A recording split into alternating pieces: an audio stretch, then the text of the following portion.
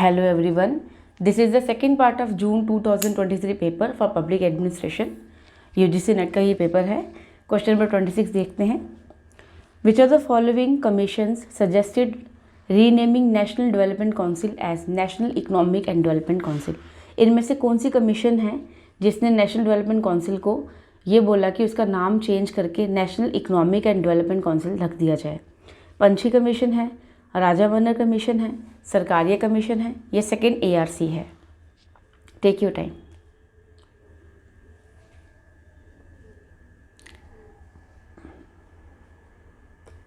वो कमीशन जिसने national development council का नाम चेंज करके national economic and development council रखने की बात की थी, वो कमीशन थी हमारी सरकारिया कमीशन. थोड़ा सा देख लेते हैं हम सरकारिया कमीशन क्या है. बहुत इंपॉर्टेंट है ये सरकारिया कमीशन. सरकारी कमीशन की अगर हम बात करें तो ये एक ऐसी कमीशन है जो गवर्नमेंट ऑफ इंडिया ने 1983 में अपॉइंट की थी या इस्टेब्लिश की थी. किस लिए? ताकि वो स्टेट और जो सेंटर है उसकी गवर्नमेंट के रिलेशनशिप को एग्जामिन कर सके कि स्टेट और सेंटर का जो रिलेशन है वो किस तरह से चल रहा है. ओके.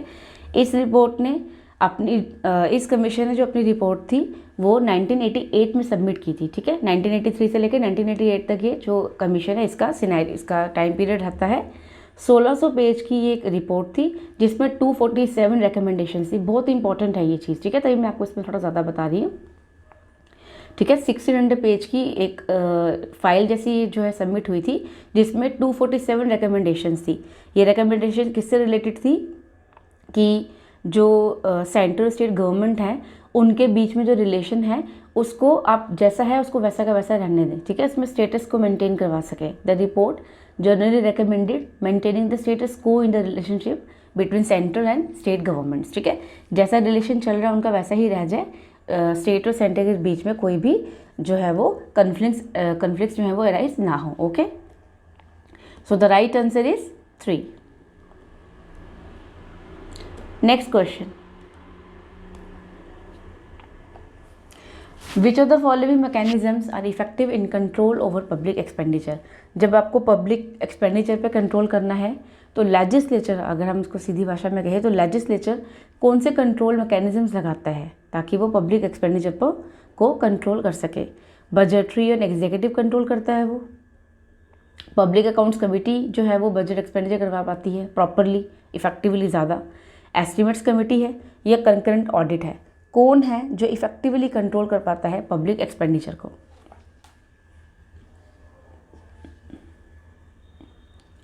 ओके. देख लेते हैं. ये जो बजटरी और एग्जीक्यूटिव कंट्रोल होता है ना, जब हम बजट को इम्प्लीमेंट करते हैं उस दौरान बजट को या एग्जीक्यूटिव को कंट्रोल करना ये सबसे ज़्यादा इंपॉर्टेंस रखता है. उस समय at the time of implementation ही आप कंट्रोल कर रहे हैं. ठीक है. सेकेंड जो है वो है आपका कंकरेंट ऑडिट. कंकरेंट ऑडिट जो आपका है अगर आप उसको कंट्रोल कर लेते हैं इस तरह से आप पब्लिक एक्सपेंडिचर को कंट्रोल कर पाएंगे. ओके. जो कि ज़्यादा इफेक्टिव है. Public accounts committee, estimates committee जो है ये पोस्टमार्टम काम करते हैं. ओके. ये कैसे काम करते हैं? Postmortem. Okay.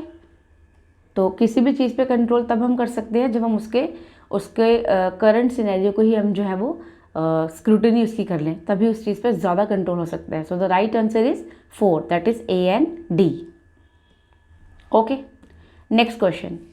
Who among the following has called Kautilya the first great political philosopher? किसने कौटिल्य को पहला ग्रेट पॉलिटिकल फिलोसोफर कहा है? A. पार्मर ने, A.L. भाष्यम ने, R.P. कांगले ने या रॉजर बोशे ने? किसने कहा है? ओके. विदाउट वेस्टिंग टाइम देख लेते हैं. कौटिल्य को पहला ग्रेट पॉलिटिकल फिलोसोफर किसने कहा है? वो कहा है रॉजर बोशे ने. कैसे कहा था? उनकी एक बुक आई थी the first great political philosopher Kautilya and his अर्थशास्त्र. ठीक है. ये बुक जो है इनकी आई थी, वहाँ पर उन्होंने ये चीज़ कही थी कि जो कौटिल्य है वो एक महान पॉलिटिकल फिलोसोफर हैं. ओके. तो उनकी बुक क्या थी?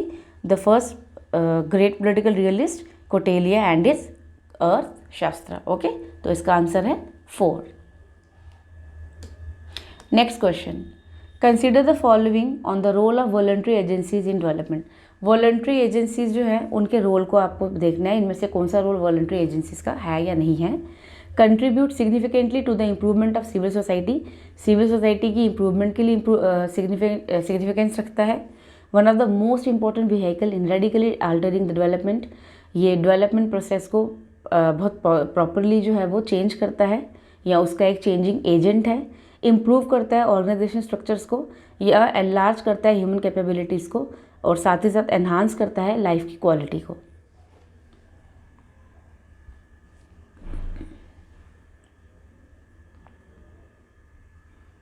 ठीक है, देख लेते हैं।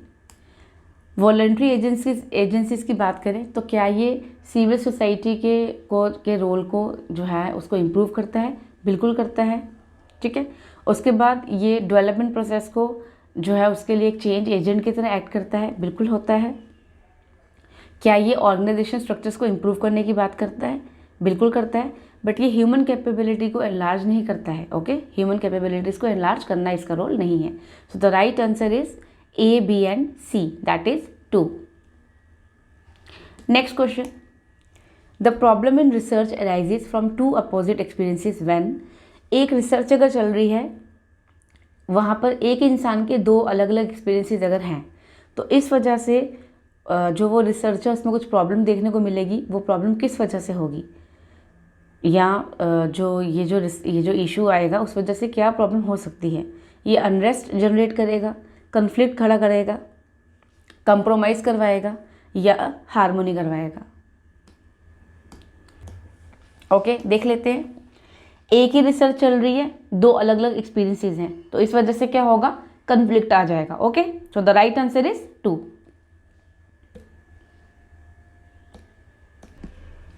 Next question. According to Yehezkel Dror, which are the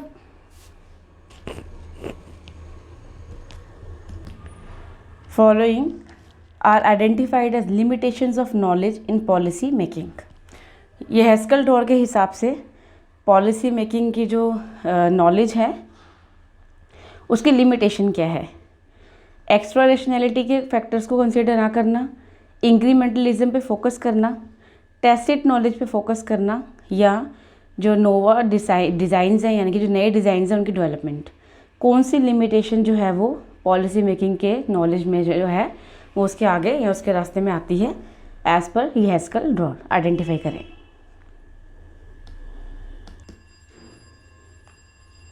देख लेते हैं। ओके, एज पर येस्कल ड्रॉर, ठीक है, जो पॉलिसी मेकिंग की नॉलेज है उसकी जो लिमिटेशन है वो क्या है? सबको पता होना चाहिए बिल्कुल कि आप एक्स्ट्रा रैशनैलिटी फैक्टर्स को कंसीडर नहीं करते हैं। ठीक है, इनका कहना है कि आप रैशनैलिटी को फोकस में लाओ लेकिन आप एक्स्ट्रा रैशनल फैक्टर्स को भी फोकस में लाओ, और साथ ही साथ जो ज़्यादा आपका जो एम्फेसिस है इंक्रीमेंटलिज्म पर।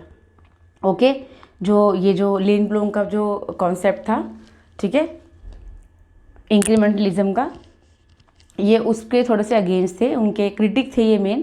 तो ये कहते थे कि इंक्रीमेंटलिज्म पे ज़्यादा जो है वो अगर आप एम्फेसिस दोगे, उस पर ज़्यादा फोकस रहोगे, तो जो पॉलिसी मेकिंग है आप उस पर उसकी जो पॉलिसी मेकिंग है उस पर एक लिमिट जैसे लगा देंगे। ओके, कि ऑलरेडी जो फैक्टर्स जो हैं जो एग्जिस्ट करते हैं, अगर आप उन्हीं में एडिशंस करते रहोगे, कुछ नया नहीं करोगे, तो ये एक लिमिटेशन जो है ये उसकी तरह एक्ट करेगा, पॉलिसी मेकिंग की लिमिटेशन की तरह एक्ट करेगा। ओके,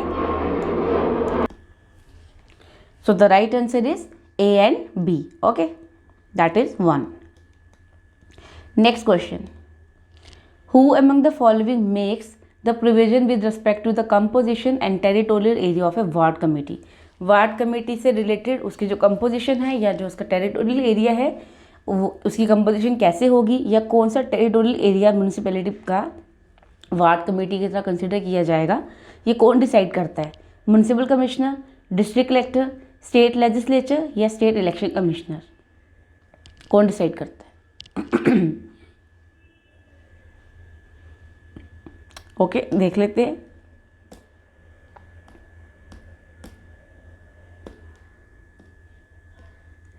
ठीक है, ये जो वार्ड कमेटीज़ हैं, इससे रिलेटेड जितने भी डिसीजंस हैं, उसकी कंपोजिशन है, टेरिटोरियल एरिया है, ये कौन लेता है? ये लेता है स्टेट लेजिस्लेचर। ठीक है, under article 243S under article 243S। Okay, composition या टेरिटोरियल एरिया है वार्ड कमेटी का, वो कैसा होना चाहिए, कैसा नहीं होना चाहिए, इस पर कौन डिसीजन लेता है? State legislature. ठीक है, so the right answer is 3। ठीक है, ये इसकी एक्सप्लेनेशन है, आप लोग चाहे स्क्रीनशॉट ले सकते हैं।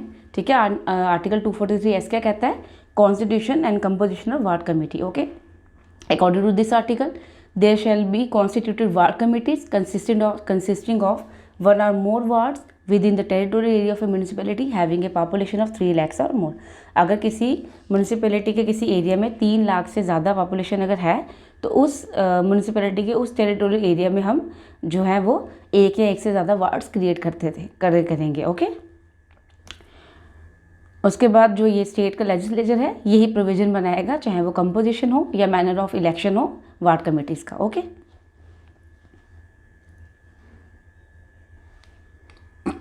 Next question, which of the following is the correct ascending order of the administrative levels in the state. अगर हम एडमिनिस्ट्रेटिव लेवल की बात करें स्टेट लेवल पर, तो असेंडिंग ऑर्डर में आपको लगाना है कौन सा ऑफिस या कौन सा जो लेवल है वो पहले आएगा, कौन सा बाद में आएगा। ओके, करें आराम से।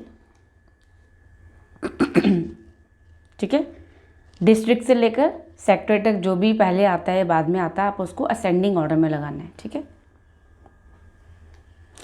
थोड़ी सी एक्सप्लेनेशन देख लेते हैं इसकी। अगर हम स्टेट एडमिनिस्ट्रेशन की हायरार्की की बात करें, ओके, इसकी हायरार्की की बात करें तो सबसे ऊपर गवर्नर होगा जो कि हमारा मेन हेड होगा, सेरेमोनियल हेड होगा। ओके, फिर चीफ मिनिस्टर होगा जो कि इलेक्टेड हेड होगा। Okay, then council of ministers होते हैं, सेक्रेटरीट होता है, डायरेक्टोरेट होता है, उसके बाद आपका डिवीजन होता है। ठीक है, डिवीजन होता है एंड देन डिस्ट्रिक्ट आती है। ओके, फॉलोइंग दिस हमारा आंसर क्या बन जाएगा? सबसे पहले क्या होगा, हमें यहाँ पे असेंडिंग ऑर्डर में जाना है। ओके, बढ़ते क्रम में जाना है। सबसे पहले हमारी डिस्ट्रिक्ट होगी, फिर डिवीजन होगा, फिर डायरेक्टोरेट होगा एंड देन सेक्रेटरीट होगा। Okay, so the right answer is 4। Next question, which of the following is the correct meaning of positive recruitment.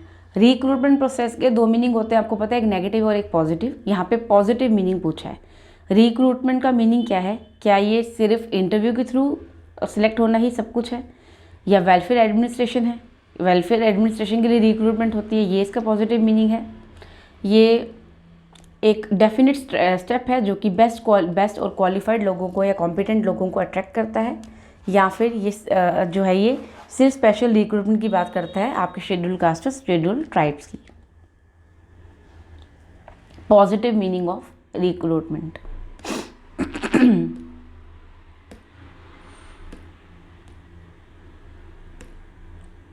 Okay, देख लेते हैं पॉजिटिव मीनिंग रिक्रूटमेंट का क्या है। इसका सबसे मेन काम, पहले तो रिक्रूटमेंट की मेन डेफिनेशन ही यही है कि ये बेस्ट क्वालिफाइड और कॉम्पिटेंट लोगों को अपनी तरफ अट्रैक्ट करता है। ओके, सबसे मेन काम ही रिक्रूटमेंट का ये है कि आप कॉम्पिटेंट एंड बेस्ट जो है लोग, ये जो क्वालिफाइड हैं, ठीक है, मतलब जो सूटेबल है फॉर दैट पर्टिकुलर जॉब, वो लोगों को आप अट्रैक्ट कर सके या चूज कर सके, यही हमारा रिक्रूटमेंट प्रोसेस का मेन फंक्शन है। So the right answer is 3।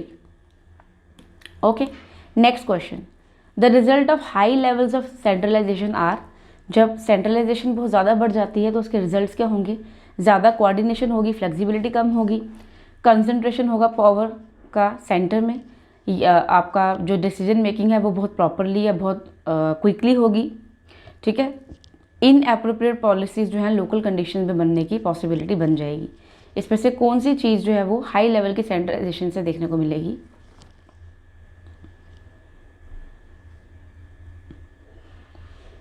Okay, देख लेते हैं। जब सेंट्रलाइजेशन ज़्यादा है तो कोऑर्डिनेशन ज़्यादा होगा, बिल्कुल होगा, ये एक पॉजिटिव फीचर है, मेरिट भी है। उसके बाद जो डिसीजन मेकिंग है वो बहुत क्विक हो जाती है, बिल्कुल होती है। उसके बाद जो लोकल लेवल्स हैं या लोकल कंडीशंस की अगर हम बात करें तो वहाँ पे इनएप्रोप्रिएट पॉलिसीज़ जो हैं उनके बनने के चांस बन जाते हैं। ओके,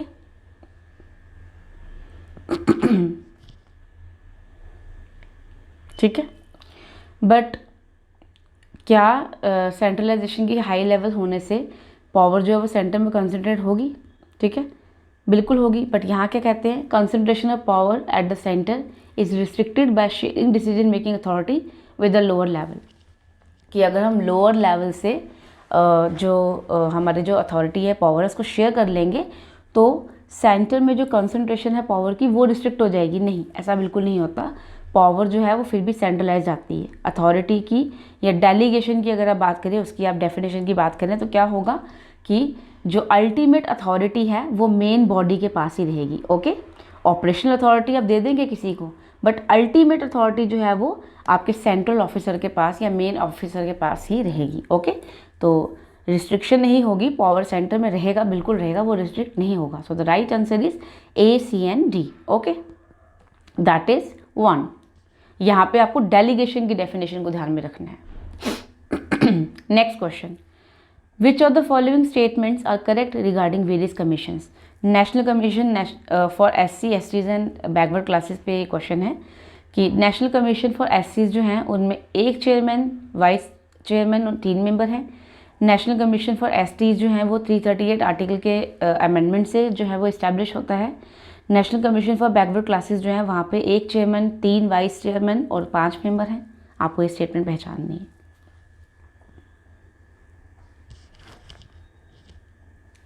एक्सप्लेनेशन देख लेते हैं इसकी, बहुत इंपॉर्टेंट है ये। Okay, national commission for schedule caste की बात करें तो ये 19 फरवरी 2004 में इस्टेब्लिश होता है। ये किस मिनिस्ट्री के अंडर है, सोशल जस्टिस एंड एम्पावरमेंट के अंडर है। ओके, तीनों ही इसी मिनिस्ट्री के अंडर होगा। ओके, आर्टिकल 338 के अंडर ये जो है ये उससे डील करता है। ओके, उसके बाद ये जो NC-SC है आपकी, इसके अंदर एक चेयरमैन, एक वाइस चेयरमैन और 4 अलग मेंबर है। Okay, 4, 5 and 6। ओके, आपके 6 मेंबर्स हैं। प्रेसिडेंट जो है इनको अपॉइंट करेगा, ये जो मेंबर है इनका 3 साल का टर्म होगा। NC-ST की बात करें तो आर्टिकल 338 को अमेंड किया गया था और वहाँ पे एक नया आर्टिकल आ जाता है आपका आर्टिकल 338A,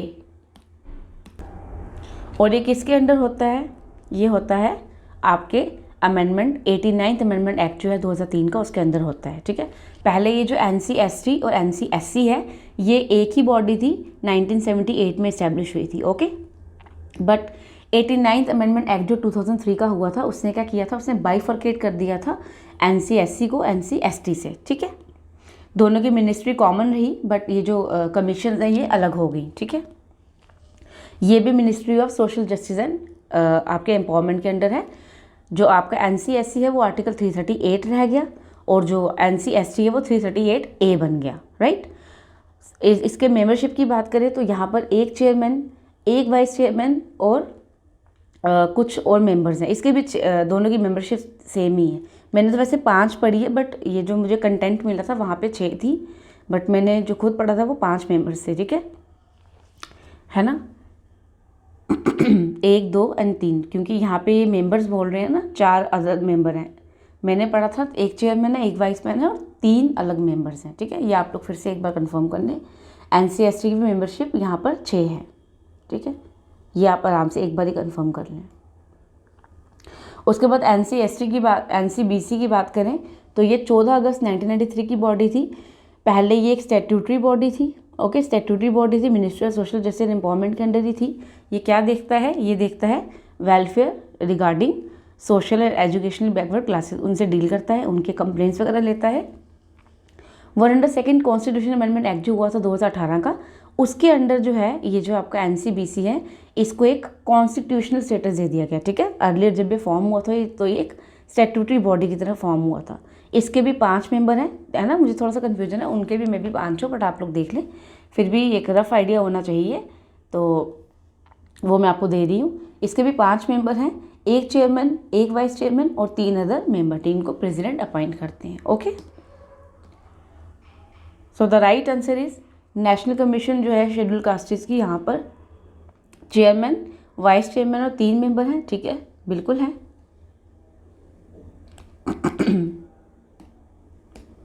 ओके, ये जो आपका नेशनल कमीशन फॉर ST है इस आर्टिकल 338 को अमेंड करके ही ये चीज़ बनी है, बिल्कुल बनी है। National commission for backward classes जो हैं उसमें एक सेकेंड, उसमें एक चेयरमैन, 3 वाइस चेयरमैन और 5 मेंबर है, नहीं 3 वाइस चेयरमैन तो किसी के भी नहीं है। ओके, ये सबसे बड़ा पॉइंट है, 3 वाइस चेयरमैन इतने सारे किसी भी कमीशन के नहीं है। So the right answer is A and B only, ठीक है, that is 3। Next question, reason assertion आपको पहचानना है, आपको देखना है जो रीजन है वो एजर्शन को डिफाइन कर रहा है या नहीं कर रहा। सबसे पहले दोनों रीजन एजर्शंस करेक्ट हैं या नहीं है, as a separate statement correct है या नहीं है। Defining the public in public administration is a knotty problem for academics. ये जो एकेडमिशियंस हैं इनके लिए पब्लिक एडमिनिस्ट्रेशन के पब्लिक को डिफाइन करना ही बहुत प्रॉब्लमेटिक सिचुएशन है, ये एजर्शन है। रीज़न कहता है western culture has never completely sorted out the complex structured concept as publicness and privateness, कि वेस्टर्न कल्चर के हिसाब से देखा जाए तो उन्होंने कभी प्राइवेट और पब्लिक के बीच में डिफरेंस ही नहीं किया है। आपको देखना है ये जो एजर्शन है, ये जो स्टेटमेंट दी गई है, रीज़न उसको प्रॉपर्ली जो है वो जस्टिफाई कर पा रहा है या नहीं कर पा रहा। सबसे पहले दोनों स्टेटमेंट्स करेक्ट है या नहीं है, पहले आपको ये देखना है। देख लेते हैं पब्लिक जो है पब्लिक एडमिनिस्ट्रेशन का, ये जो है आज तक डिफाइन नहीं हो पाया बिल्कुल। क्यों? क्योंकि जो वेस्टर्न कल्चर हैं वहाँ उन्होंने खुद ही, क्योंकि ये वेस्टर्न कॉन्सेप्ट है, अमेरिका का कॉन्सेप्ट है, उन्होंने खुद ही पब्लिक और प्राइवेट के बीच में एक डिस्टिंक्शन जो है वो कभी सॉर्ट आउट की ही नहीं है, ठीक है। पब्लिक वर्ड जो है वो क्यों अभी तक एक प्रॉब्लमेटिक सिचुएशन है उसको डिफाइन करना, क्योंकि वेस्टर्न कल्चर जो है उसी ने अभी तक प्राइवेट और पब्लिक एडमिनिस्ट्रेशन के बीच में डिफरेंस किया ही नहीं है। ये जो एजर्शन है, ठीक है, उसको रीज़न जो है वो प्रॉपरली डिफाइन कर पा रहा है। So the right answer is A. Okay, both A R true and R is a correct explanation of A. Okay, next question. So the right answer is 1। Next question, match करना है आपको, concept दिए हुए हैं, उसके characteristic features दिए हैं। Scientific management, administrative management, human relations management, bureaucratic theory. Characteristics हैं application of universal scientific administrative principles, time and motion study, man is not like a machine, reliance on use of rules and regulations. पहले ही जो option है उससे आपका answer बन जाएगा। पहला ही बिल्कुल ईजी है, सबको पता होना चाहिए।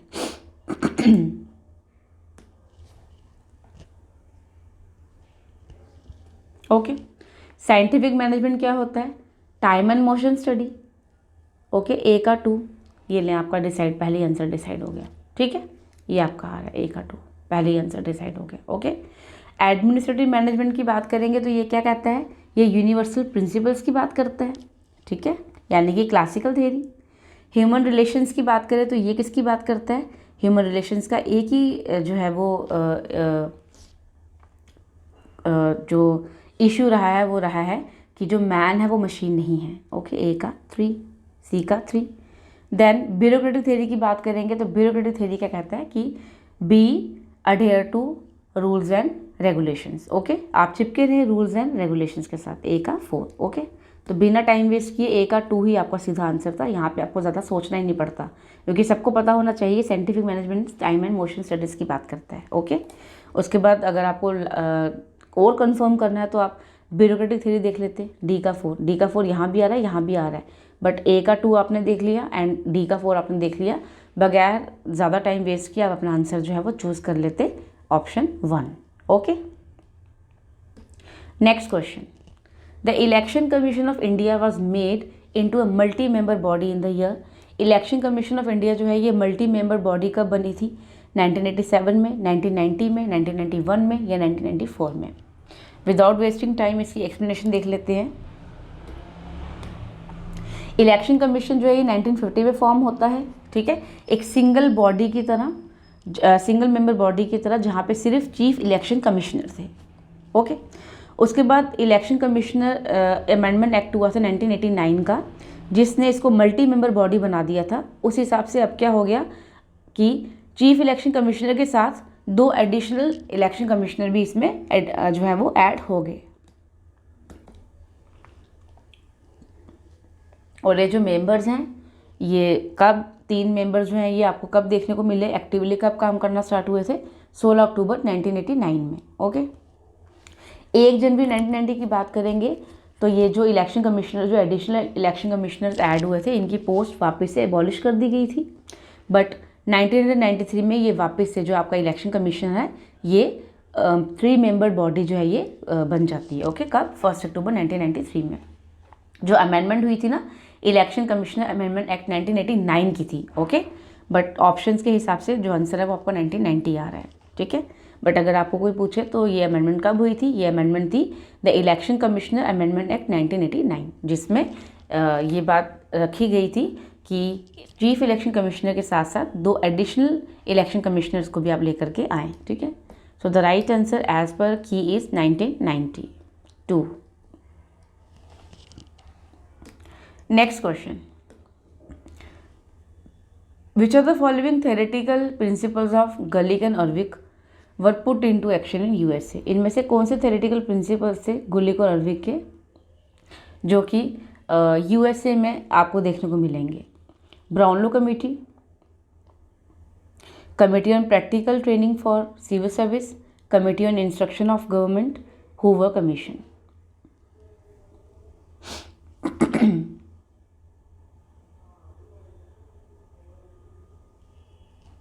ओके, देख लेते हैं। ब्राउनलो कमेटी की बात करें, ये 1936 की कमेटी थी। जो प्रेसिडेंट थे उस समय फ्रैंकलिन डी रूजवेल्ट, उन्होंने ये ब्राउनलो कमेटी इस्टेब्लिश की थी मार्च 22, 1936 में। ये प्रेसिडेंशियल कमीशन आपका जो पैनल है, इसमें कौन कौन से लोग थे? इसमें पॉलिटिकल साइंस और पब्लिक एडमिनिस्ट्रेशन के एक्सपर्ट्स थे। ठीक है, इसने क्या किया था? इसने यूएसए गवर्नमेंट की जो एग्जीक्यूटिव ब्रांच है वहाँ पर कुछ रिफॉर्म्स देने की बात की थी। 3 मेंबर थे इस कमीशन के, लुई ब्राउनलो, चार्ल्स मरियम और लूथर गलिक। ठीक है, ये 3 मेंबर्स जिसके थे। जो गलिक का जो पॉर्सकॉप था, ये जो एक्रोनिम गलिक ने दिया था, इस कमीशन का बेसिस था। इसी पॉर्सकॉप टेक्निक्स को ही यूएसए अपने एग्जीक्यूटिव ब्रांच में अप्लाई करने की बात कर रहा था। इसकी जो रिपोर्ट थी वो कब आई थी? वो आई थी 1937 में। ठीक है, 1937 में आई थी। उस रिपोर्ट का नाम क्या था? The president needs help. इस वजह से क्या हुआ कि 1937 में रूजवेल्ट ने जो रिपोर्ट थी वो सबमिट की कांग्रेस को। विद द रिजल्ट आपका रीऑर्गेनाइजेशन एक्ट ऑफ 1939 के हिसाब से एग्जीक्यूटिव ऑफिस ऑफ प्रेसिडेंट जो है वो इस्टेब्लिश हुआ था अमेरिका में। ठीक है, जिसके वो सारे मेंबर्स, जिसके वो सारे बॉडीज़ हैं आपका जो ये वाइट हाउस है, उनके जो एडवाइजरी काउंसिल है, इकोनॉमिक काउंसिल जो भी एस्टैब्लिश हुई थी, ये जो एग्जीक्यूटिव ऑफिस ऑफ प्रेसिडेंट है, ये इसी की रिपोर्ट का रिजल्ट है। 1937 में जब ये रिपोर्ट सबमिट होती है, जो ये रूजवेल्ट जब ये रिपोर्ट सबमिट करते हैं, तब रीऑर्गेनाइजेशन एक्ट ऑफ 1939 जो है वो इस्टेब्लिश होगा। और यही जो रीऑर्गेनाइजेशन एक्ट ऑफ 1939 है, ये आपका एग्जीक्यूटिव ऑफिस ऑफ प्रेसिडेंट जो है वो उसको इस्टेब्लिश करता है। ठीक है, तो सब कुछ जो है ये आपका जो लूथर गलिक है उसके जो पॉर्सकॉप एक्रोनिम था, उसी के बेसिस पर ये सारा जो चीज़ है हुई थी कि आपको इस हिसाब से एग्जीक्यूटिव ब्रांच जो है यूएस गवर्नमेंट की चलानी है, या यूएस की एडमिनिस्ट्रेशन इस हिसाब से चलानी है। ठीक है, तो लूथर गलिक का कौन सा जो प्रिंसिपल है जो कि यूएसए ने अपने ऊपर अप्लाई करवाया था, वो था आपका पॉर्सकॉप। ओके, टेक्निक थी।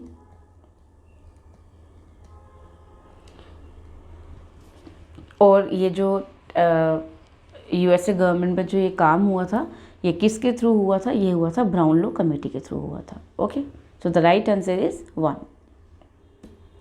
Next question, the budget which is structured to self destruct within a pre set duration to ensure that expenditure is ceased by a pure pre determined data is known as. कि कौन सा ऐसा structure है, कौन सा ऐसा budget है जो कि खुद को खुद डिस्ट्रिक्ट कर देता है, ताकि आपका जो आगे का जो काम है, जब तक नेक्स्ट ये जो कुछ भी होगा,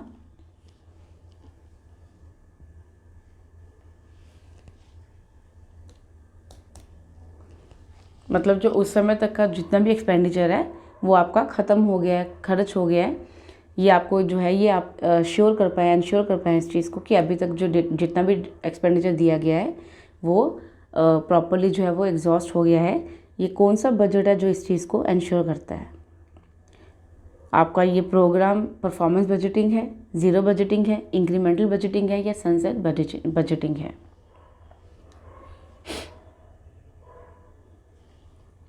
देख लेते हैं, थोड़ा सा कन्फ्यूजन है इसमें। ओके, ये जो आपका ज़ीरो बेस बजटिंग है इसी को सनसेट बजटिंग कहते हैं। इसका मतलब क्या है कि ये जो भी फाइनेंशियल ईयर है उसका जो लास्ट डे है, उसका जो सनसेट है, उससे पहले आपको सारा जो है चीज़ें जो है वो सबमिट करनी है, सो दैट नेक्स्ट ईयर के लिए एक ज़ीरो बेस बजट जो है वो तैयार हो जाए। ओके, तभी इसका नाम सनसेट बजटिंग है। इसमें हर डिपार्टमेंट की सारी एक्टिविटीज़ की डिटेल आपको देखने को मिलेंगी। 1969 में जो पीटर पायर थे उन्होंने यूएसए में इस कॉन्सेप्ट को डेवलप किया था। फर्स्ट टाइम इसको प्रेसिडेंट जिमी कार्टर ने यूज़ किया था 1973 के फिस्कल ईयर में। अब ज़ीरो बेस बजटिंग और सनसेट बजटिंग जो है इनका एक ही काम है कि आपको by the end of financial year सारे जो एक्सपेंडिचर है उसका खर्चा आपको देना है, सारे अकाउंट जो है आपको वो क्लियर करने हैं, आपको ज़ीरो से सब कुछ स्टार्ट करना है। नेक्स्ट ईयर जो है वो आपको नेक्स्ट फाइनेंशियल ईयर आपको वो zero programme policies and expenditure से स्टार्ट करना है, ठीक है, फ्रेश स्टार्ट करना है। बट दोनों में फ़र्क क्या है, ये जो ज़ीरो बेस बजटिंग है ना ये एग्जीक्यूटिव ब्रांच पे अप्लाई होती है, ठीक है, ये किस पे अप्लाई होगी, एग्जीक्यूटिव ब्रांच पे। पर ये जो सनसेट बजटिंग है ये लेजिस्लेटिव ब्रांच पे अप्लाई होगी। ओके, किस पे अप्लाई होगी, लेजिस्लेटिव ब्रांच पे। यही डिफरेंस है और कोई डिफरेंस नहीं है। तो यहाँ पर क्या कहते हैं कि ऐसा एक बजट जो कि खुद को डिस्ट्रिक्ट कर देगा एक प्री डिटर्मिन्ड ड्यूरेशन से पहले ही, ताकि ये पूरा इंश्योर करवा पाए कि जितना भी आपका जो डाटा है या एक्सपेंडिचर है वो आपका वो ख़त्म हो चुका है। ये क्योंकि ये लेजिस्लेचर का काम है, ये काम लेजिस्लेचर का है, इसीलिए इसका आंसर बन जाएगा यहाँ पर sunset budgeting. So the right answer is 4। Okay, आपका सनसेट क्लॉज या सनसेट लॉज हैं, ये इसी का दूसरा नाम है। नेक्स्ट क्वेश्चन, रीज़न असर्शन है, आपको पहचानना है रीज़न असर्शंस जो हैं दोनों स्टेटमेंट्स एज सेपरेटली करेक्ट हैं या नहीं है। उसके बाद जो असर्शन है रीज़न इसको प्रॉपरली जस्टिफाई कर पा रहा है या नहीं कर पा रहा है। असर्शन है the secretariat system in India is based on the principle of separation of policy making from policy executive. आपका एग्जीक्यूशन, आपका जो सेक्टर सिस्टम है इंडिया का ये इस प्रिंसिपल पे बेस्ड है कि जो पावर है वो सेपरेटेड है, यानी कि पॉलिसी मेकिंग पॉलिसी एग्जीक्यूशन से डिफरेंट है। रीज़न कहता है split system promotes the interference in the policy implementation and concern with policy making also. Split system जो है वो क्या है, वो इंटरफेयर करता है किसमें, पॉलिसी इम्प्लीमेंटेशन में, और ये पॉलिसी मेकिंग से भी कंसर्न्ड है। आपको पहचानना है राइट आंसर क्या है।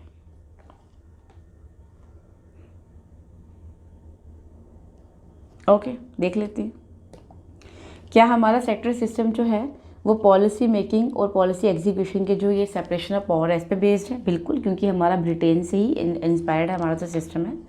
बट ये जो स्प्लिट सिस्टम है ये क्या ये प्रमोट करता है इंटरफेरेंस पॉलिसी इम्प्लीमेंटेशन और पॉलिसी मेकिंग प्रोसेस को। स्प्लिट सिस्टम आया ही क्यों कि सेपरेट कर पाए हम पावर को सेपरेट कर पाएँ। ओके, पावर सेपरेशन करवा पाएँ। जब स्प्लिट सिस्टम का काम ही पावर सेपरेशन है तो ये कैसे इंटरफेयर करेगा। ओके, तो इस तरह से हमारी ए स्टेटमेंट तो ट्रू है बट आर स्टेटमेंट हमारी इनकरेक्ट है। So the right answer is 3, A is correct, R is false. Next question, who among the following was called the prophet of management by Peter Drucker. Peter Drucker ने किसको profit of management कहा है, सबको पता है but मैं थोड़ा सा इसमें बुक का नाम भी आपको आज बता दूंगी वो कौन सी बुक है। F.W. टेलर ने कहा है, MP को कहा है, MP फॉले को कहा है, चेस्टर बर्नार्ड को कहा है, डगलस मैकग्रीगर को कहा है। ठीक है, देख लेते हैं। Profit of management Peter Drucker ने किसको कहा है, MP फॉलेट को कहा है। ठीक है, इनकी ये एक्चुअली बुक थी, the book was profit of management a celebration of writings from 1920s। Book का नाम क्या था, profit of management a celebration of writings from 1920s। ये बुक जो थी इसके एडिटर कौन थे, पॉलिन ग्राहम। कौन थे इसके editor, Pauline Graham. Pauline Graham इसके एडिटर थे। Okay, P.F. ड्रकर जो है उन्होंने इस बुक को इंट्रोड्यूस किया था। ठीक है, P.F. ड्रकर ने क्या किया था, इस बुक को इंट्रोड्यूस किया था। 1995 की बुक है ये। ठीक है, 1995 की बुक है। So the right answer is 2। थोड़ा सा अगर आपको एक्सप्लेनेशन पता होगी, बुक का नाम पता होगा तो भूलता नहीं है। तो बुक क्या थी? Profit of management, a celebration of writings from 1920s। Book polling Graham की थी, बट इसको इंट्रोड्यूस पीटर एफ ड्रकर ने किया था। Okay, so the right answer is 2। Next question, who among the following are not an ex officio members of district planning committee? District planning committee के ex officio members कौन से नहीं हैं? District के MLA, district के MPs, district cooperative bank का जो chairman है वो, या डीसी। एक्स ऑफिशियो मेंबर होना क्या होता है? एक्स ऑफिशियो मेंबर होना होता है कि आप अपने सर्विस के वर्च्यू से, अपनी पोजीशन की वर्च्यू से, सर्विस या पोजीशन के वर्च्यू से मेंबर हैं। ठीक है, आप पार्ट ले सकते हैं, आप जो भी चल रही है मीटिंग उसमें पार्ट ले सकते हैं, बट वोट नहीं कर सकते। ओके, ये होता है हमारा एक्स ऑफिशियो मेंबर। ये कहते हैं कौन से एक एक्स ऑफिशियो मेंबर नहीं है। ठीक है, देख लेते हैं थोड़ी सी एक्सप्लेनेशन इसकी। ये जो आपका डिस्ट्रिक्ट प्लानिंग कमेटीज़ है, ये आर्टिकल 243 ZD से डील करता है, राइट। अब डिस्ट्रिक्ट के जितने भी ऑफिसर्स हैं, डिस्ट्रिक्ट लेवल के जितने भी ऑफिसर्स हैं, वो उसके एक्स ऑफिशियो मेंबर्स हैं। ये डिस्ट्रिक्ट प्लानिंग कमेटी करता क्या है? ये म्यूनिसिपैलिटीज़ और पंचायत जो हैं उनके प्लान्स को कंसोलिडेट करता है और एक ड्राफ्ट जैसा प्रिपेयर करता है, ठीक है, डिस्ट्रिक्ट के लिए। इसकी मेंबरशिप की बात करें तो इसके पास कुछ एक्स ऑफिशियल मेंबर्स हैं, कुछ इलेक्टेड मेंबर्स हैं, कुछ नॉमिनेटेड मेंबर्स हैं और कुछ स्पेशल इन्वाइटीज़ हैं। एक्स ऑफिशियल मेंबर्स की बात करें वो कौन से हैं? आपके minister in charge of the state district जो है वो इसका एक्स ऑफिशियल मेंबर है, यानी कि अपनी पोजीशन की वजह से इसका मेंबर है। ज़िला परिषद का प्रेसिडेंट इसका एक्स ऑफिशियल मेंबर है और डीसी भी इसका एक्स ऑफिशियल मेंबर है। तो यहाँ पर क्या पूछा था? कौन सा एक्स ऑफिशियल मेंबर नहीं है। ठीक है, ये एमपी एमएलए जो हैं ये आपके इसके परमानेंट मेंबर्स हैं। ये जो डिस्ट्रिक्ट कोऑपरेटिव बैंक का जो है ये स्पेशल इन्वाइटीज़ हैं। कलेक्टर जो है डिस्ट्रिक्ट का ये एक्स ऑफिशियल मेंबर होता है। ठीक है, so the right answer is 4। इन्होंने पूछा था कौन सा नहीं है। नेक्स्ट क्वेश्चन मैच है। आपको रिसर्च की टाइप्स दी गई हैं और उसके कैरेक्टरिस्टिक फीचर्स दिए गए हैं। Valid research, systematic research, empirical research, critical research. Characteristics हैं: procedure undertaken will have a logical sequence, scrutiny of procedures used and methods implied, conclusions drawn on the basis of real experience and observation, findings are correct and will be the same, responding same results after multiple verifications। ठीक है, थोड़ा सा tough है but एक option अगर आपको पता होता उससे आंसर बन जाना था। वैलिड रिसर्च की बात करें तो वैलिड रिसर्च की सबसे कैरेक्टरिस्टिक फीचर क्या होगा कि इसका रिजल्ट जो है वो आपको हर बार सेम देखने को मिलेगा। जितनी बार आप उसकी वेरिफिकेशन करेंगे या जितने ज़्यादा डिफरेंट रेस्पोंडेंट्स जो हैं उसको उस पर टेस्ट करेंगे, इसका रिजल्ट जो है वो हर बारी एक ही आएगा। ओके, ठीक है, तो ए का हो जाएगा 4। Next systematic research. Systematic research क्या कहेगा? सिस्टमैटिक रिसर्च कहेगा कि जो भी प्रोसीजर है वो एक लॉजिकल सीक्वेंस फॉलो करे। सिस्टमैटिक रिसर्च जो है वो क्या कहेगा? सिस्टम्स की बात करेगा ना कि सब कुछ सिस्टमेटिकली चले। अगर आपको बी का मतलब पता होता तो आपका आंसर जो है वो आपका आराम से बन जाना था। ठीक है, बी का 1। ओके, सिस्टमैटिक रिसर्च क्या कहेगा कि हर एक चीज़ लॉजिकली चले, बी का 1 आ गया। एम्पिरिकल रिसर्च की बात करें तो वो रियल एक्सपीरियंसेस और ऑब्जर्वेशंस की बात करेगा। अगर आपको एम्पिरिकल रिसर्च का पता होता कि एम्पिरिकल रिसर्च क्या है, एम्पिरिकल रिसर्च क्या कहती है कि चीज़ें रियल एक्सपीरियंसेस पे बेस्ड हैं, तब भी आपका आंसर बन जाना था। ठीक है, ये 2 क्लिक हैं सीधे सीधे। एम्पिरिकल रिसर्च का आ जाएगा सी। ठीक है, क्रिटिकल रिसर्च की बात करेंगे तो ये जो प्रोसीजर्स जितने भी यूज़ हुए हैं या जितने भी मेथड्स आपने लगाए हैं ये उसकी स्क्रूटिनी पे चला जाएगा। क्रिटिकल रिसर्च है, डी का 2। Okay, so the right answer is D का 2।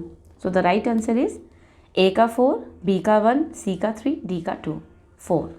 अगर आपको एम्पिरिकल रिसर्च तो इसमें सबसे ज़्यादा इजी था, अगर आपको ये भी पता होता सिस्टमेटिक तो था बट एम्पिरिकल पता होता कि ये रियल एक्सपीरियंस पे बेस्ड है, तब भी आपका आंसर बन जाता सी का 3। ठीक है, क्विकली ऐसे आंसर बनाना होता, कंफ्यूज नहीं होना होता।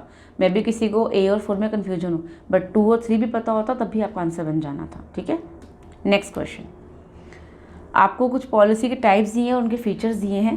Substantive policy, procedural policy, symbolic policy, material policy.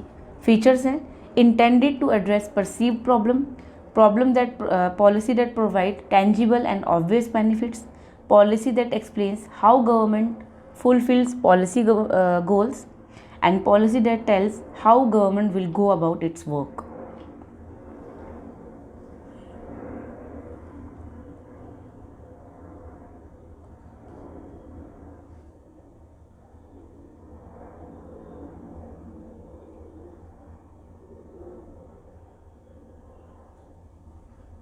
ठीक है, अगर आपको एक भी अगर ऑप्शन इसमें पता चल जाए तभी आपका आंसर बन जाएगा।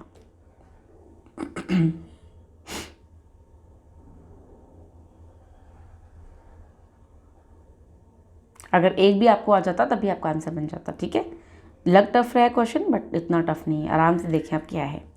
सब्सटेंटिव पॉलिसी की बात करें तो इसका क्या कहना है कि गवर्नमेंट जो पॉलिसी जो है वो एक्सप्लेन करती है, सब्सटेंटिव पॉलिसी एक्सप्लेन करती है कि गवर्नमेंट किस तरह से अपने पॉलिसीज़ को या अपने गोल्स को फुलफिल करती है। ठीक है, ए का तो पहले 3 आ गया।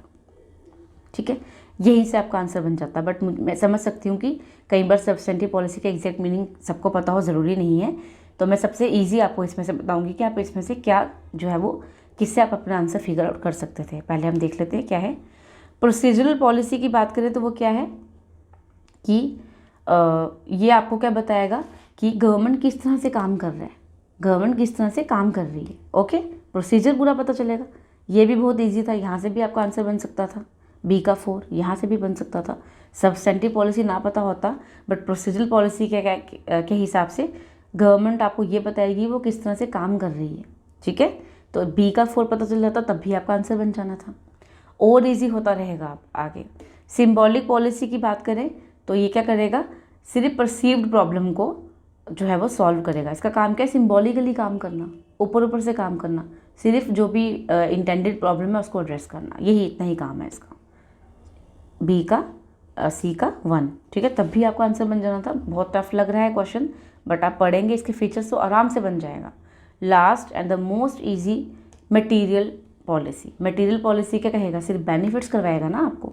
अगर आपको डी का 2 पता होता तब भी आपका आंसर बन जाता। ठीक है, डी का 2। सो the right answer is 2। Okay, next question, state legislative council can be created और एबॉलिश बाय। जो आपका स्टेट लेजिस्लेटिव काउंसिल है इसका क्रिएशन एंड एबॉलिशन किस तरह से हो सकता है। पार्लियामेंट के किसी लॉ से हो सकता है, गवर्नर की रिकमेंडेशन पे हो जाता है, प्रेसिडेंट के कहने पे होता है, या चीफ मिनिस्टर ऑफ स्टेट के कहने पे होता है। ठीक है, किस तरह से लेजिस्लेटिव काउंसिल्स जो हैं, जो कि एक एक्स्ट्रा बॉडी है, इसका क्रिएशन और एबॉलिशन होता है। देख लेते हैं। इसके लिए हमें आर्टिकल 169 देखना पड़ेगा कि 169 आर्टिकल जो है वो इससे डील करता है, वो क्या कहता है। 169 आर्टिकल की बात करेंगे तो ये क्या कहता है, इसने पार्लियामेंट को पावर दी है कि वो क्या कर सके, स्टेट लेजिस्लेटिव असेंबली काउंसिल को इस्टेब्लिश या क्रिएट कर सके, एबॉलिश या क्रिएट कर सके। ठीक है, अब स्टेट असेंबली जो है इसके लिए क्या करना पड़ेगा, जो स्टेट असेंबली है उसको एक रेजोल्यूशन पास करना पड़ेगा। ओके, कैसे, स्पेशल मेजॉरिटी से। जब एक स्टेट असेंबली एक रेजोल्यूशन पास करेगी स्पेशल मेजॉरिटी से, तब जाके जो पार्लियामेंट है उसको ये पावर ग्रांट होगी कि वो स्टेट काउंसिल को इस्टेब्लिश करे या जहाँ पे ऑलरेडी एग्जिस्टेड है वहाँ पर उसको एबॉलिश कर दे। ठीक है, क्रिएट करें या जहाँ पे ऑलरेडी इस्टेब्लिश है उसको एबॉलिश कर दे। अब ये जो स्पेशल मेजॉरिटी है ये क्या है, ये क्या मेजॉरिटी है, मेजॉरिटी होनी चाहिए जो असेंबली है उसकी टोटल मेंबरशिप की मेजॉरिटी होनी चाहिए। 2 टाइप की मेजॉरिटी है, जो स्पेशल मेजॉरिटी है 2 टाइप की है। ठीक है, एक टोटल मेंबरशिप की मेजॉरिटी चाहिए, असेंबली में जो मेंबरशिप है उसकी मेजॉरिटी चाहिए, टोटल मेंबरशिप की मेजॉरिटी चाहिए। दूसरा कि आपको जो मेंबरशिप चाहिए 2/3 मेंबरशिप चाहिए, किसकी, जो लोग प्रेजेंट हैं और जो वोट कर रहे हैं। ठीक है, प्रेजेंट वोटिंग का मतलब ये है कि जो वोटिंग से टोटल मेंबरशिप तो एक चीज़ होगी, उसकी मेजोरिटी चाहिए, वहाँ पे भी 2/3 मेजोरिटी चाहिए। साथ ही साथ 2/3 मेजोरिटी किनकी चाहिए, जो वहाँ पे प्रेजेंट और वोट भी कर रहे हैं उस असेंबली में, ठीक है। मेंबरशिप होना एक चीज़ है, मेंबरशिप हो गया सिर्फ हाजिरी लगाना, अटेंडेंस रजिस्टर पे प्रेजेंस दे देना, बट प्रेजेंट एंड वोटिंग का मेजोरिटी भी चाहिए, यानी कि जो भी रूलिंग पार्टी है या जो भी दूसरे लोग हैं, जब वो उस वोट के लिए वोट के फेवर या अगेंस्ट में वोट कर रहे हैं, तब वो वोट करें, वो वोटिंग से एब्सटेन ना करें। ओके, वोटिंग से एब्सटेन ना करें, वोट करें, ठीक है। उसी में हम कहेंगे कि हमें किसकी मेजोरिटी मिल रही है, प्रेजेंट एंड वोटिंग की। बेशक वो अगेंस्ट भी कर दें बट एब्सटेन ना करें, ठीक है। तो 2 तरह की स्पेशल मेजोरिटी हमें चाहिए जब हमें ये जो रेजोल्यूशन पास करवाना है, असेंबली जो है ये पास करवाएगी ताकि पार्लियामेंट को पावर दे सके। एक जो टोटल मेंबरशिप की मेजोरिटी है, दूसरी दोनों ही 2/3 है, दूसरी प्रेसिडेंट वोटिंग मेंबर्स की मेजोरिटी है, ठीक है। तो आर्टिकल 169 इससे डील करता है। So the right answer is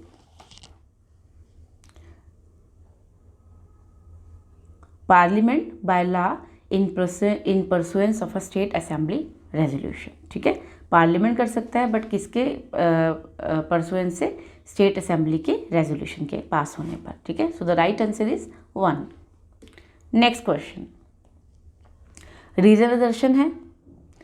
administrative discretion is the ability of the government department organisations to make decisions on policies and programmes without input from legislature. Administrative discretion का मतलब क्या है कि आप पॉलिसी प्रोग्राम बना रहे हैं और आपको लेजिस्लेचर की हेल्प लेने की या उनके इनपुट्स की ज़रूरत नहीं है। एडमिनिस्ट्रेटिव डिस्क्रिशन जो है वो वेग लेजिस्लेशंस करवाती है, यानी कि फिजूल के लेजिस्लेशंस करवाती है। आपको दोनों स्टेटमेंट पहचाननी है, करेक्ट है या नहीं है। करेक्ट है तो जो रीज़न है वो एजर्शन को प्रॉपर्ली जस्टिफाई कर पा रहा है या नहीं कर पा रहा है, देख लेते हैं। एडमिनिस्ट्रेटिव डिस्क्रिशन का मीनिंग बिल्कुल यही है कि आप अपने हिसाब से आप डिसीजन और पॉलिसीज़ जो है वो बनाना शुरू हो गए हैं, आपको लेजिस्लेचर से कोई इनपुट लेने की ज़रूरत नहीं है। बट एडमिनिस्ट्रेटिव डिस्क्रिशन का मतलब ये नहीं है कि लेजिस्लेचर जो है वो फिजूल की लेजिस्लेशन करना स्टार्ट हो जाए, ठीक है। So the right answer is 3। A statement true है बट आर जो है वो फॉल्स है। So the right answer is 3, ठीक है। Next question, decentralisation of power and functions from headquarter to field offices is called. अगर ध्यान से देखें, हेडक्वार्टर से फील्ड ऑफिसेज में डिसेंट्रलाइजेशन हो रही है, ठीक है। मेन ऑफिस से फील्ड में हो रही है। ये किस तरह की डिसेंट्रलाइजेशन है, पॉलिटिकल, एडमिनिस्ट्रेटिव, ज्योग्राफिकल या फंक्शनल। ध्यान से आराम से सोचें, ऐसे क्वेश्चन में कन्फ्यूजन होना बहुत कॉमन है। ये मेन बॉडी है, ये अपने जो डॉटर बॉडीज़ हैं उन तक अपनी जो पावर है वो डेलीगेट करवा रही है। तो इस तरह से किस तरह की जो है डेलीगेशन होगी। आपका मेन ऑफिस यहाँ है, फील्ड ये है, ये फील्ड है, ठीक है। ये फील्ड ऑफिसेज हैं, ये मेन ऑफिस, ये field offices.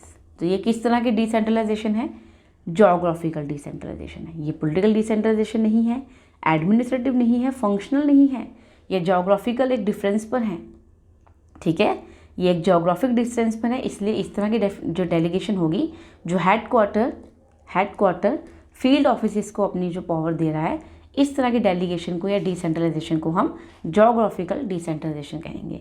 So the right answer is 3। Next question, reservation again. Comparative public administration जो है ये एक ऐसा अटेम्प्ट है जो कि एडमिनिस्ट्रेटिव सिस्टम को स्टडी करता है उनके इकोलॉजिकल सेटिंग में। सोशियो इकोनॉमिक कंटेक्स्ट जो है उसका एक बियरिंग है, उसका एक रिस्पॉन्सिबिलिटी है एडमिनिस्ट्रेशन पे। क्या कंपैरेटिव पब्लिक एडमिनिस्ट्रेशन जो है वो एडमिनिस्ट्रेशन के सिस्टम को इकोलॉजिकल सेटिंग में पढ़ता है, यानी कि आसपास के एनवायरनमेंट के हिसाब से पढ़ता है, विद रिस्पेक्ट टू एनवायरनमेंट पढ़ता है, बिल्कुल पढ़ता है। Socio economic context has a bearing on administration. Socio economic context जो है उसका एक रिस्पॉन्सिबिलिटी जो है वो एडमिनिस्ट्रेशन पे बनती है। अगर comparative public administration ecological setting में काम कर रहा है, यानी कि वो अपने एनवायरनमेंट से जो है वो हाईली इम्पैक्ट है, ठीक है, खुद उसको इम्पैक्ट कर रहा है, खुद भी इम्पैक्ट हो रहा है। अब ये जो एनवायरनमेंट है, एक लिविंग सिचुएशन का जो एनवायरनमेंट है वो सोशियो इकोनॉमिक होता है, ठीक है। एक लिविंग सिचुएशन का जो एनवायरनमेंट है वो, या अगर हम सोशली देखें तो उनका जो एनवायरनमेंट है वो क्या है, सोशियो इकोनॉमिक कंटेक्स्ट उसका एनवायरनमेंट है। यानी कि अगर हम कंपैरेटिव पब्लिक एडमिनिस्ट्रेशन को उसके इकोलॉजिकल सेटिंग में पढ़ रहे हैं, इसका मतलब ये है कि हम उसके सोशियो इकोनॉमिक कंटेक्स्ट में पढ़ रहे हैं, वो अपने सोशियो इकोनॉमिक कंटेक्स्ट पे बेस्ड है। इसीलिए public administration, comparative public administration जो है उसको जब हम इकोलॉजिकल सेटिंग में पढ़ते हैं, दैट मीन्स कि वो हम उसका सोशियो इकोनॉमिक कंटेक्स्ट भी साथ में लेकर चल रहे हैं, ठीक है। तो असर्शन कहता है it's an attempt to study administrative system in the ecological setting because socio economic setting या ecological setting has a bearing on administration, ठीक है। So the right answer is both statements are true and R is the correct explanation of A, that is 1। ये थे आपके जून 2023 के next 25 questions. बाकी के questions मैं जल्दी से जल्दी ले आऊँगी। अभी जो ये जो वीडियो थी इसको आने में थोड़ा सा टाइम लग गया, मैं बना नहीं पाई वीडियो। जो बाकी वीडियोज़ हैं वो आपकी बहुत जल्दी आएंगी। Stay connected with the channel को सब्सक्राइब करें, वीडियो को लाइक करें, कमेंट करें, शेयर करें। Thank you so much.